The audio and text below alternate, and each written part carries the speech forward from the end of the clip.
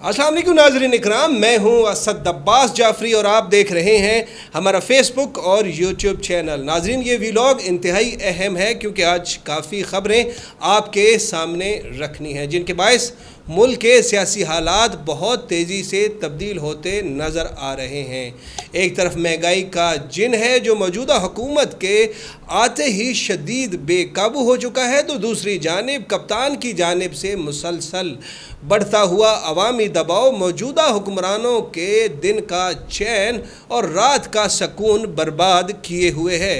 एक जानिब IMF और अरब ममालिक से कर्ज या इमदाद नहीं मिल रही, तो दूसरी जानिब स्टॉक एक्सचेंज और फॉरेन रिजर्व हर गुजरते दिन के साथ तनज़्ज़ुली का शिकार हैं। ऐसे में मौजूदा हुकूमत को लंदन की जानिब क्यों भागना पड़ा और वहाँ लंदन में किन मौज़ूआत पर गुफ्तगू हो रही है, इस हवाले से भी तमाम तफसीलात और तज्ज़िया आपके गोश गुजार करेंगे और साथ ही आपको बताएंगे कि मुल्क में जनरल इलेक्शन का चांद नज़र आने को है, जिसकी पेशगोई महकमा सियासी मौसमियात ने कर दी है। अब सिर्फ मामलात को हतमी शक्ल दी जा रही है और कमो बेश तमाम सियासी तज्ज़ियाकार इस बात पर बादल नखास्ता मुत्तफिक नज़र आते हैं कि इमरान खान की जानिब से पैदा किया जाने वाला अवामी दबाव अपना काम दिखाने लगा है और जिनसे गलती हो गई थी अब महसूस ये होता है कि इन्हें भी एहसास हो चुका है कि उनसे मिस कैलकुलेशन हो गई थी। ये एहसास कैसे पैदा हुआ और अब मुल्क में होने क्या जा रहा है, इसकी तफसील भी आपके सामने रखेंगे। और ख्वाजा आसिफ ने गैर मुल्की नशरियाती इदारे को इंटरव्यू देते हुए बहुत अहम बातें की हैं, जबकि साबिक सदर आसिफ अली जरदारी को भी इस गर्मा गर्म सियासी माहौल में प्रेस कॉन्फ्रेंस करना पड़ गई, जिसमें उन्होंने अमरीकी मरासले पर अपने इत्तेहादियों और रियासती बयानिए से मुख्तलिफ बयानियाँ क्यों इख्तियार किया, ये सब आपको बताएंगे। लेकिन वीडियो का बाकायदा आगाज़ करने से पहले आपसे दरख्वास्त है, हमारे फेसबुक पेज को लाइक और यूट्यूब चैनल को सब्सक्राइब ज़रूर कर लें ताकि हमारी हर वीडियो आप तक पहुंचती रहे। नाज़रीन इकराम, इस वक्त हमारी हुक्मरान क़यादत लंदन में इंतहाई अहम तरीन मामलात पर बहस के लिए सर जोड़ के बैठी है, जिसमें हमारी इतलात के मुताबिक मौज़ूए गुफ्तगू काबू में न आने वाले सियासी हालात हैं, जिसकी सबसे बड़ी वजह इमरान खान और उनका अवाम में मकबूलियत की बुलंदियों को छूता हुआ बयानिया है। सबसे पहले इस हवाले से रिपोर्ट की गई खबर आपको सुनाते हैं, फिर कुछ अंदर की बात भी आपको बताएंगे। हंगामी इजलास में शिरकत के लिए वज़ीर आज़म शहबाज शरीफ लंदन पहुंच चुके हैं, जहां वो पार्टी कायद नवाज शरीफ से मुलाकात करेंगे और मुल्की सियासी मामलात पर अहम तरीन पेशरफ्त भी मुतवक्के है। अब सवाल ये है कि अहम तरीन पेशरफ्त क्या हो सकती है। नाज़रीन इकराम, आप जानते हैं कि हुकूमती वज़रा पार्लियामेंट की मुद्दत पूरी करवाने और इलेक्शन अपने वक्त पर यानी 2023 में करवाने के हवाले से मुतअद्दिद बयान दे चुके हैं, लेकिन ऐसी क्या पेशरफ्त हुई जिसके बाद पहले साबिक वज़ीर ख़जाना इसहाक़ डार और अब मौजूदा वज़ीर दिफ़ा ख्वाजा आसिफ को ये कहना पड़ा कि हो सकता है अक्टूबर तक नई हुकूमत वजूद में आ जाए। माहिरीन का मानना है कि अहम तरीन इदारों में वाज़ेह तौर पर एक बेचैनी की फ़ज़ा बन चुकी है, जिसका इजहार गुज़िश्ता रोज़ DGISPR की जानिब से भी किया गया कि अफ़वाज पाकिस्तान को सियासी मामलात से दूर रखा जाए। ऐसा क्या हुआ था कि उन्हें ये कहना पड़ा? इस हवाले से दो अहम वाक़यात हुए थे।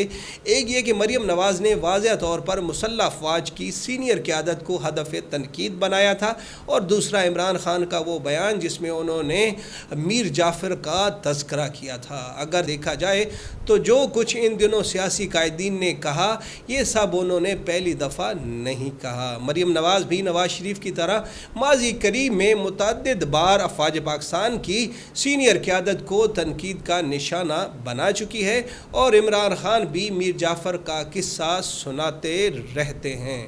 इस बार जो नई पेश रफ्त हुई वो ये कि हुकूमत और हुकूमत के नुमाइंदा अबलागी इदारों ने मरीम नवाज़ के बयान को तो ज़्यादा अहमियत ना दी, लेकिन इमरान खान के मीर जाफ़र वाले बयान को अफ़वाज पाकिस्तान के ख़िलाफ़ साबित करने के लिए एड़ी चोटी का ज़ोर लगाया।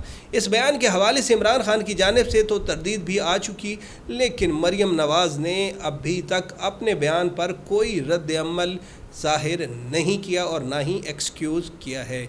समझने वाले इस सूरत हाल से अच्छी तरह समझ सकते हैं कि DGISPR का इशारा किस जानिब था, लेकिन बड़ी महारत और मीडिया कैंपेन के ज़रिए ये तासुर आम करने की पूरी कोशिश की गई कि इमरान खान फ़ौज के ख़िलाफ़ है। इसी दौरान जब सियासी कशीदगी में इजाफा हुआ तो लंदन से नवाज शरीफ का बुलावा आ गया और वज़ीर आज़म समेत मुतअद्दिद वज़रा लंदन पहुँच गए। अब तक सामने आने वाली ख़बरों के मुताबिक मौजूदा हुकूमत असम्बलियाँ तोड़ने और इंतखाबात करवाने के लिए तैयार नज़र आती है, लेकिन कुछ शराइत मनवाने और गारंटियाँ मांगने के लिए लंदन में मशावरत की जा रही है। हमारी इतलात के मुताबिक अगर नैब कवानीन में तब्दीली और केसेस में रिलीफ मिल जाए, इलेक्शन तरामी मौजूदा हुक्मरानों की मर्ज़ी की हो जाए तो फिर हुकूमत जल्द इलेक्शन करवाने पर हामी हो जाएगी। यानी मौजूदा हुक्मरान अगले इलेक्शन में जाने से पहले एक बार फिर किसी तरह के NRO की तलाश में हैं। साबिक सदर आसिफ अली जरदारी ने तो प्रेस कॉन्फ्रेंस में इन ख्वाहिशात का बरमला इजहार भी कर दिया है, साथ ही ये भी बता दिया कि नवाज शरीफ से भी यही बात हुई है। किस्सा मुख्तसर के नवाज शरीफ को वापस आने पर गिरफ्तार ना करने की यकीन दहानी करवाई जाए, नैब के केसेस ख़त्म किए जाएं, ओवरसीज़ को मिलने वाला वोट का हक वापस लिया जाए और EVM मशीन को इलेक्शन से दूर रखा जाए, तो फिर मौजूदा हुक्मरान जल्दी इलेक्शन वाला मुतालबा मानने को तैयार हैं। ये लोग अभी भी इमरान खान की पहचान नहीं कर सके। उसने तो इनको उस वक्त भी NRO नहीं दिया जब वो दे सकता था, तो आज वो किसी और को NRO कैसे देने देगा। इस तरह के किसी भी इक़दाम को इमरान खान मुतअद्दिद बार कौम से गद्दारी के साथ तशबीह दे चुका है, तो कोई भी ताकतवर शख्सियत ऐसा NRO देने की जुर्रत भी भला कैसे करेगी। सियासी बारगेनिंग का पहला असूल ये होता है कि आपके मुतालबे तब माने जाते हैं जब आप ताकत में होते हैं। इस वक्त सियासी ताकत किसके पास है? क्या वो हुक्मरान सियासी तौर पर ताकतवर हैं जिन्हें दुनिया भर में कोई फूटी कौड़ी देने को तैयार नहीं, या वो सियासी क़यादत ताकतवर है जिसे अवाम मुसलसल रिस्पॉन्ड कर रहे हैं? क्या अवाम ऐसे हुक्मरानों के साथ है जिनके इक़्तिदार के पहले ही माह में महंगाई के साबका 3 साल के रिकॉर्ड टूट गए, या ऐसे लीडरान के साथ है जो रोज़ाना की बुनियाद पर अवामी जलसे कर रहे हैं? जवाब बड़ा ही सादा और आम फहम है कि मौजूदा हुक्मरानों के पैरों से ज़मीन खींच ली गई है और अब ये हवा में मुअल्लिक है और किसी भी वक्त धड़ाम से नीचे गिर सकते हैं। ये बात अब तमाम इदारों को भी समझ आ चुकी है। मज़े की बात यह है कि हुक्मरानों को भी इसका एहसास हो चुका है, इसीलिए अब जल्दी इलेक्शन के लिए बादल नाखास्ता तैयार हो रहे हैं। इमरान खान अवामी दबाव के साथ इन्हें खींच कर इलेक्शन तक लाने में कामयाब होते हुए दिखाई दे रहे हैं, लेकिन याद रहे कि इमरान खान ना